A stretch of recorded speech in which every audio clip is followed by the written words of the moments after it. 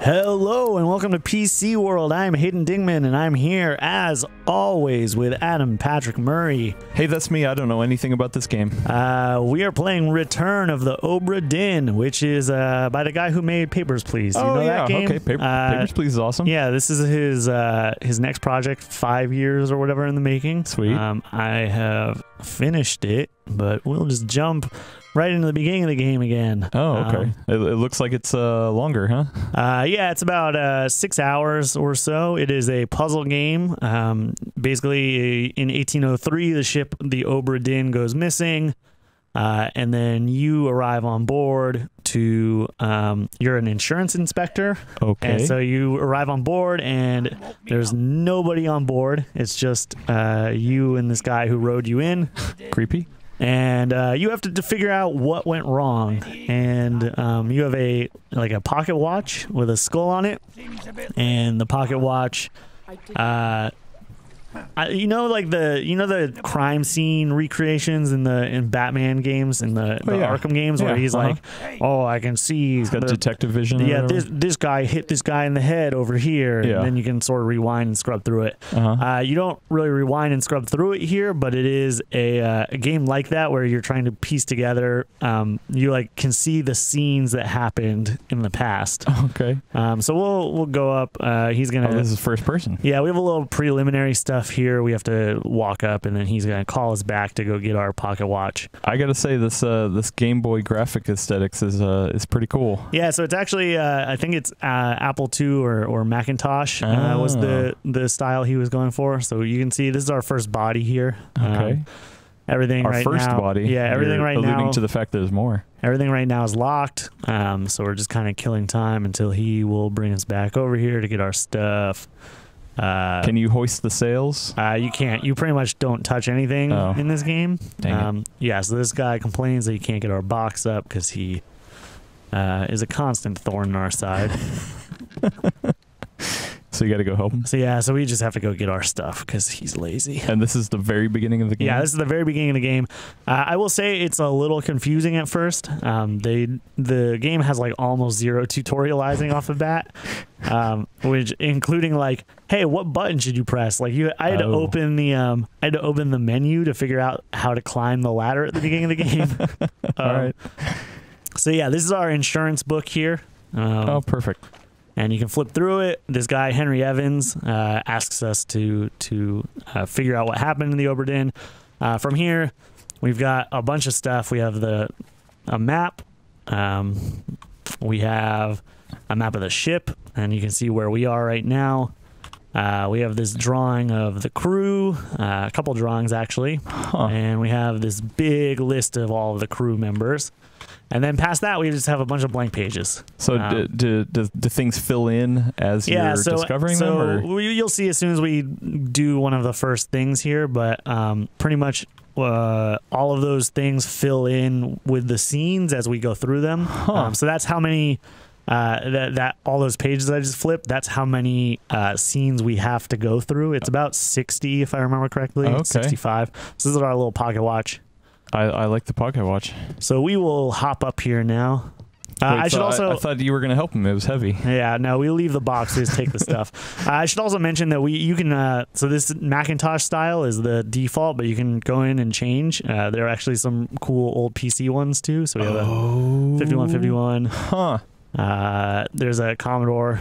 This is way before my time, but it looks cool. Yeah. So if we jump back in, everything's that color now. So. But yeah, we'll stick with is this taxing on a system at all? Probably not. No, not really. We'll stick with the Macintosh style because I think it looks cool, and that's I think his intended one. But yeah, so you can see we pull out the pocket watch here. Did you do it automatically? He automatically does it when you look at a body, and then now we are back in the past, and I'll just you get a little dialogue with each one. So. Lest we break it down and take more than those shells. It's interesting that the dialogue takes the whole screen up and you're actually not seeing what's happening. Yeah, it's because there's no animation. So now we are back in our past scene, and the captain just said, "You'll take exactly what I give you," and then from that we can infer this is probably the captain. He's shooting at this guy. So each one of these scenes is the body that we found dying. Oh. Huh. So that guy, you know, you remember we found him right here. It's this guy being shot through the neck. Dang, that's rough. Sorry. And then we can sort of walk around, but there's not really anything else to see over here. So is it like no clip? Can you go through walls? No. So you No? there's like a limit on what you're seeing for each scene. So like up here, we could go up here, but it's like you can tell the ship just sort of dissolves past that point. Huh. So there's a limited space for each scene, and then there's this guy over here. And you can zoom in and it'll show you where he is on the sketch that I was talking about before. So all of this stuff becomes important because you have to, and as you'll see in a second, it'll come up and it'll say, an unknown soul met an unknown fate. And your goal in the game is to figure out who everybody on the ship is and how they died. And so, for instance, we know now the guy with the gun that we just saw was the captain. Okay. So we can go in and figure out who he is in a second as soon as this fills in. Yeah, so you'll see who is this, how did they die right here. Okay. This unknown soul met an unknown fate, and that's referring to the guy who actually got shot in that scene. Okay. So the goal eventually is to be like, this is the guy who got shot, and it shows who he is on that drawing, right? So does the drawing have the names? Yeah. So, no, so it doesn't have the names until we fill them in. So let me go back out because I move the mouse. So yeah, we'll pull this open and see it says unknown. And the guy's face is blurry right now. So when we click him, it'll actually tell us like, hey, you can't figure this out yet. Like you don't know who this guy is. So yeah, this blurring indicates that we don't know who he is. Their fate may be known. So we can say he got shot, right? Because we know that much about him. Yeah. Yeah. So we can say we go in here. There's a bunch of lists of how people die. Okay. Axed, burned, clawed, clubbed. I'm assuming you see all them then, huh? We know that he got shot, and we know that he got shot with a gun. And then it says by an unknown attacker. We know that it was the captain. Well, do we know? Could it have been a lie? No. Usually it's pretty good about. Oh, okay. You can. It doesn't try and mislead you about who these people are. And in fact, when we pull up, when we zoom in on this guy, we can see that he's like right in the front of this crew with the big captain hat on. Got it. We can be pretty certain, especially. His face is unblurred, so that indicates to us that we know who this man is. Oh, okay. So we can jump in here. Yeah, this person's face is no longer blurred. Yeah, now we can jump in here and just say, hey, this is the captain.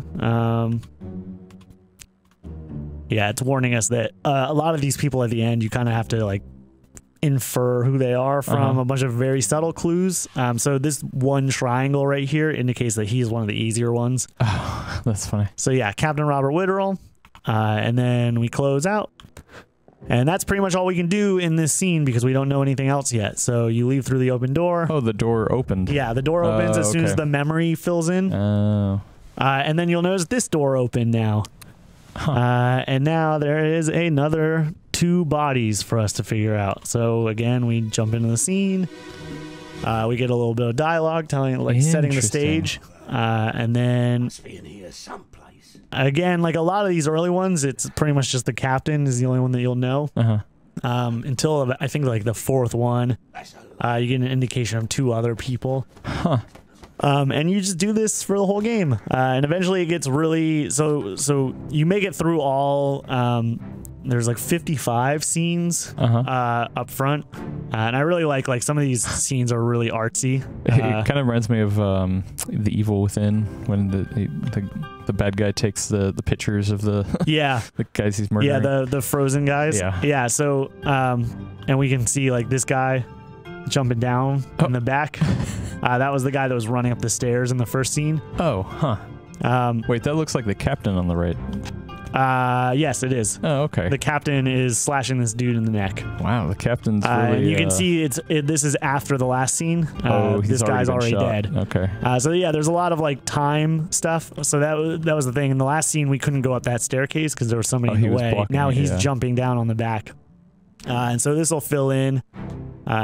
We'll get a couple more... So you have to be really paying attention. Yeah, you have to really, and that's what I was saying. So like, there's 55 or so scenes, and you'll go through them. I mean, it takes a little bit to get through all of them. So we can, he was knifed by the captain. Huh. It'll take a little while to get through all of them, but it's not super long. Like I probably by 3 hours in had made it through every scene. Oh, okay. But then it's a lot of going back, and you'll still have like probably half the crew not identified yet. And so then it becomes like going in and looking for even more subtle clues, or like that sketch at the beginning. You know how I said like, oh, this guy is clearly the captain because he's up front. Yeah. There are other ones that you'll have to solve by like looking at that picture and being like, oh, okay, who is this guy? Like he's standing with this other group of people. Can we infer that they're all friends or whatever? Can you screw yourself over by thinking somebody's no? So I mean, you sort of can, but they get validated eventually in groups of 3. So if you have 3 correct answers, including like how they died, that'll lock those ones in place, and so then you'll know like, hey, if I already have a name and a fate for this other guy and that one didn't get locked in place, then like that's not correct, and I have to go back and fix that. Oh, okay. So here, this guy gets clubbed in the face. That's the guy who before was jumping down over here. He made it in. We can see that this guy is already dead. We can see that this guy's already dead. And now this door is opened, and we can see that there's a body in here, and that'll become important in a second. We'll get through... we're gonna go through 2 more scenes, I think, and then we'll call this. So I wouldn't call myself a smart person when it comes to detective things like this. Yeah. I mean, how hard is it? As I said, it took me about like 6 hours, and some of them I'm not sure how you're supposed to solve them. There are a few that I brute forced. Towards the end, especially, there were some that I was just like this guy actually was one of them. I could not figure out who this guy was, but there were a couple of guys with like Scottish names and English names, and I was like, oh, okay, this is probably one of them. Or they're like, you'll see a group of like 5 Chinese sail workers, and I kind of just like threw random names on some of them until they stuck. So I don't know, I don't know how you're actually supposed to solve some of those. Dang. But in general, like I feel like it's not super punishing. The main thing is you have to finish all of it in order.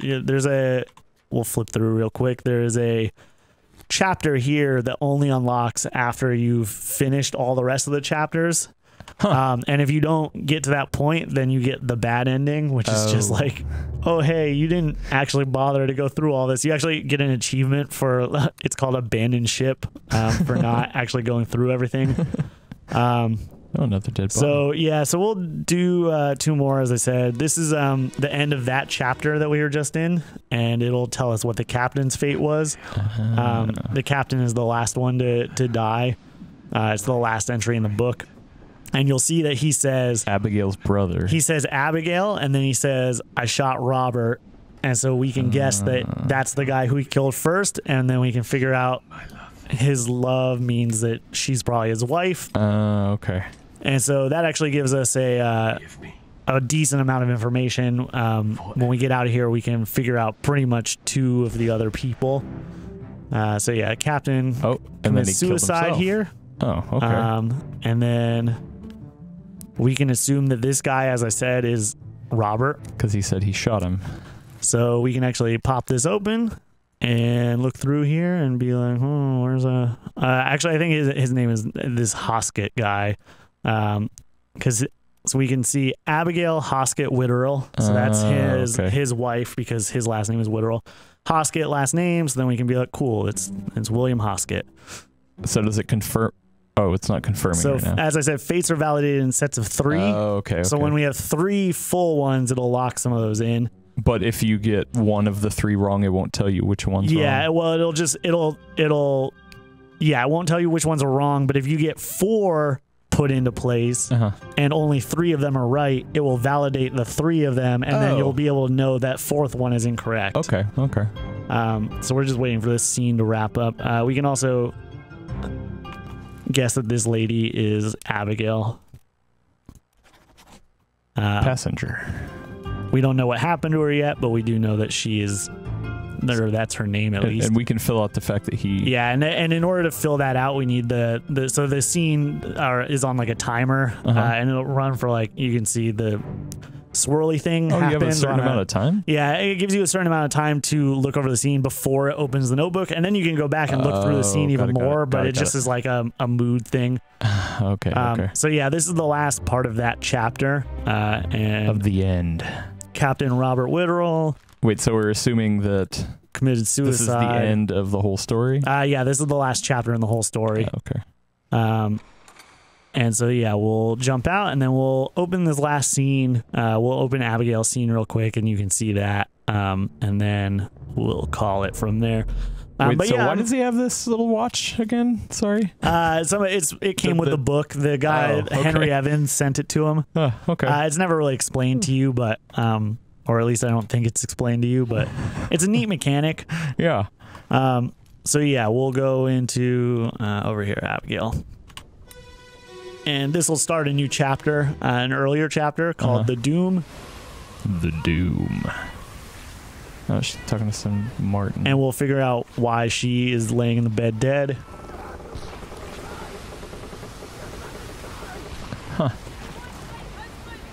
How's the voice acting? I actually think it's really good. Yeah? Like, nice. surprisingly good for an indie game. So she gets crushed by this mast right here. Ooh. But the real fun part, and this is why I wanted to end on this scene. What? Is this crazy? All right. Crazy Kraken limb. That's pretty crazy. So yeah, this gives you an idea. Like some of the scenes, I think those early ones are that was like the demo that he released years ago, and it's nice and like some of them look really cool. But the story really goes places, and they're just like a ton of actors in most of these scenes. Like we've got this guy hauling this Yikes. torn apart body. We have this guy who's like wrapped up on his arm while this guy stabs it. The lady here being crushed. We've got this guy with the sword being knocked over. These 3 like fleeing from here. This guy like Tom Hanks in Saving Private Ryan shooting his tiny pistol at the Kraken. So yeah, there's a lot of scenes like that are like, hey, there's 30 people in this scene, like half the crew in the scene, and you have to figure out eventually who all of them are. Wow. It's a really cool idea. Yeah. I love Papers, Please, and I think that Papers, Please is maybe like a more iconic game than this will end up being. Okay. But like, man, I really love this. To me, it's cool because it's a detective story where you actually feel like a detective, because I feel like a lot of the time detective stories are like, hey, we're just leading you. Like, it's like the Batman thing, right? Like, you're not going to screw those up. Yeah. This one is cool because you're actually like, oh, I am figuring out who these people are and how they died. I do think that some of the ones towards the end get a little, as I said, like you kind of just are guessing. But I think it's generally pretty good about, hey, no, like you can figure out good 2/3 of these by just like really smart investigation stuff. Like there's one, just to spoil like a real small one. Okay. There's a guy later on in one of these scenes. You'll like go in and it's a scene at night and everybody's sleeping in their hammocks, and the hammocks are all labeled with like the number of the crew member that they are from the beginning. So you can see we just validated 3 of them, by the way. Nice. So if you notice, those are now like set in stone. We can't change them anymore. Got it. But yeah, it'll going back to this list, they're all sleeping in a bunk that's marked by like the number. And a lot of them have their blankets over their faces. So you can't just like, oh, okay, this is that guy. But there is one who has his face unveiled and you can be like, oh, this is clearly this other guy. And then there's another guy who's out of bed and you can go around and figure out which bunk is empty. And like that's one of the clues. And so there's like some real smart, subtle stuff like that. Dang. That takes a lot of like, hey, this scene is not focused on this guy whatsoever. But if you notice that that's like, oh, this guy's out of bed and this bunk is empty, this must be that guy. Wow. Okay. Stuff like that I find like really fascinating. That's pretty cool. And it feels like real kind of detective work. Obviously, it's got like a crazy supernatural bent to it. So it's not like a, real Sherlock Holmes thing. But yeah, I think it's really cool. And then just as like a, I like seafaring pirate stuff. It's pretty cool. So yeah, let's just end on basically the last mechanic here is you'll eventually go into ones that already have somebody dead in them. And when you find somebody that's dead in another scene, it'll do this crazy thing. And that will then unlock new bodies on the main ship. So when we came up here before, right, there was only the one body. Yeah.